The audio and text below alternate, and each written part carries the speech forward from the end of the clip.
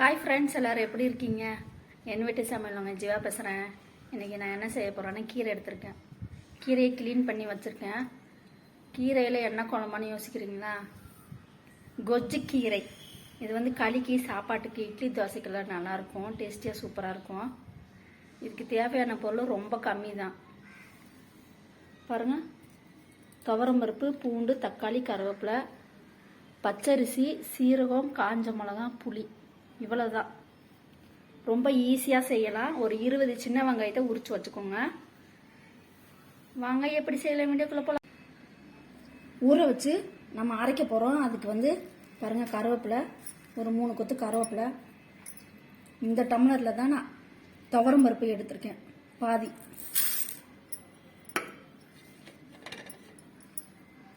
ஒரு பல்லு பூ, 1 ஸ்பூன் சீரகம், காஞ்ச மிளகாய் காரத்துக்கு தகுந்த மாதிரி எடுத்துக்கோங்க. நான் வந்து 7 எடுத்துருக்கேன். இந்த டம்ளர்லையே பச்சரிசி.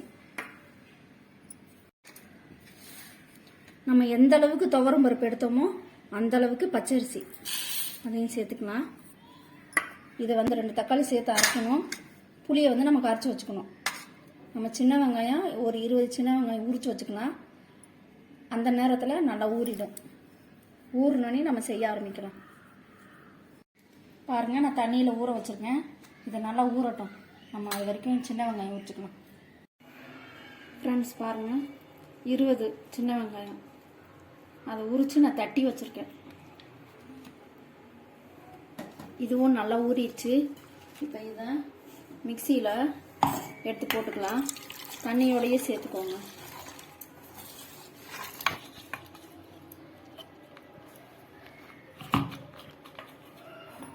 இதை நல்லா பேஸ்ட் மாதிரி அரைச்சிட்டு 2 தக்காளியும் கூட சேர்த்து அரைச்சிக்கோங்க. ஃப்ரெண்ட்ஸ் பாருங்கள், அரைச்சிட்டு வந்துட்டேன். இப்போ இதை நம்ம ஒரு ஓரமாக எடுத்து வச்சுட்டு குழம்பு தாளிக்கலாம். தாளிக்க கொஞ்சமாக எண்ணெய் ஊற்றிக்கோங்க. கடுகு போட்டுக்கணும். கடுகு நல்லா பொரியட்டும். கடுகு பொரிஞ்சு வச்சுட்டு வெங்காயம் போட்டுக்கலாம். நல்லா வதக்கிக்கோங்க. வெங்காயத்தை கண்ணாடி பதம் நல்லா வதக்கிக்கோங்க. வெங்காயம் கண்ணாடி பதம் வதங்கி கீரையை அலசி சேர்த்துக்கோங்க.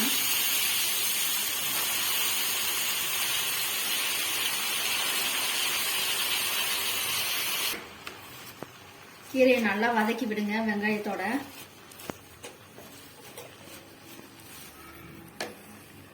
பார்க்க தான் நிறைய கீரை இருக்கிற மாதிரி இருக்கும். நல்லா வதங்கிடுச்சுன்னா கம்மியாயிடும். கீரைக்கு தேவையான உப்பு போட்டுக்கோங்க. நல்லா கலந்து விட்டுட்டு தட்டு போட்டு மூடிடுங்க. 5 நிமிஷம் ஆயிடுச்சு. பார்க்கலாம். கீரை வந்து அவ்வளோ தண்ணி வருது பாருங்க. அந்த 5 நிமிஷத்துல கீரை நல்லா வெந்துடும்.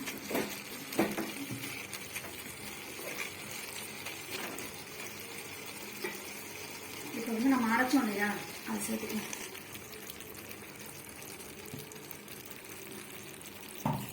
கொஞ்சமாக தண்ணி சேர்த்துக்கலாம். நான் மிக்ஸி ஜார கழுவி சேர்த்துக்கிறேன். இது கூடயே புளி தண்ணி.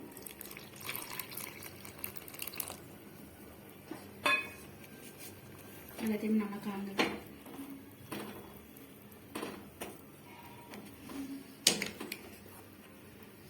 இன்னும் கொஞ்சம் தண்ணி சேர்த்துக்கலாம். கெட்டியா இருக்கு.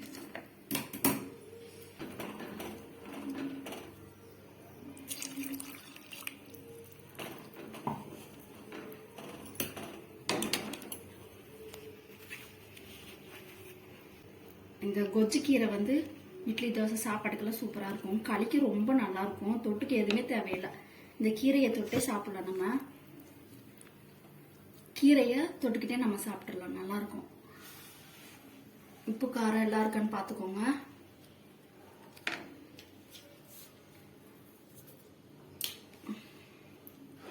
இது வந்து நல்லா கொதிக்கட்டும். கொதிக்கும் போது நம்ம பக்கத்திலேயே இருந்து இப்படி கலந்து விட்டுக்கிட்டே இருக்கணும். இல்லைன்னா கெட்டியாயிடும். ஒரு சைடு தண்ணியாகவும் ஒரு சைடு கெட்டியாகவும் இருக்கும். நல்லா அந்த கொதி வருது இல்லைங்களா, அதை பார்த்துட்டு நம்ம அப்படியே கலந்து விட்டுக்கிட்டே இருக்கணும். இந்த குழம்பு வந்து நல்லா காயட்டும். 5 நிமிஷமாவது ஆகும். இந்த மாதிரி கொதிக்கும் போது இப்படி நம்ம கலந்து விட்டுக்கிட்டே இருக்கணும். 5 நிமிஷம் ஆயிடுச்சு.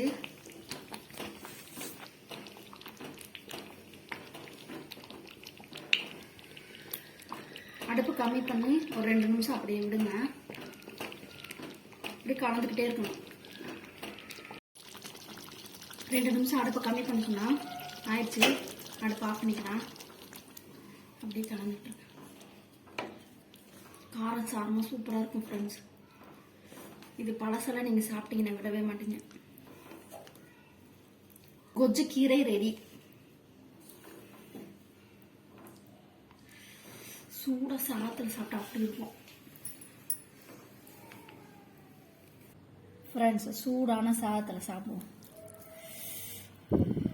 எதையுமே வேஸ்ட் பண்ணக்கூடாது. கீரையோடு அப்படியே பிசைஞ்சு சாப்பிட்றணும். தொட்டுக்கு எதுவுமே தேவையில்லை. பாருங்கள், இது எப்படியே எடுத்து சாப்பிட்றலாம். நம்ம வேணால் கருவாடு வறுத்துக்கலாம், முட்டை ஆம்லேட் போட்டுக்கலாம்.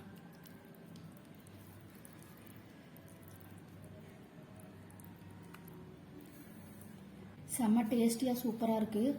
இது வந்து சாதத்துக்கு மட்டும் இல்லை, களிக்கு கூட நல்லாயிருக்கும். இட்லி தோசைக்கெல்லாம் கூட தொட்டுட்டு சாப்பிட்லாம். ஃப்ரெண்ட்ஸ், நான் சொல்கிற மாதிரி செஞ்சு பார்த்துட்டு என் கமெண்ட் பாக்ஸில் சொல்லுங்கள். இந்த வீடியோ உங்களுக்கு பிடிச்சா லைக் பண்ணுங்கள், ஷேர் பண்ணுங்கள், சப்ஸ்கிரைப் பண்ணுங்கள். மறக்காமல் பெல் ஐக்கானை கிளிக் பண்ணுங்கள். அடுத்த ஒரு நல்ல வீடியோவில் பார்க்கலாம் ஃப்ரெண்ட்ஸ். ஓகே, பாய்.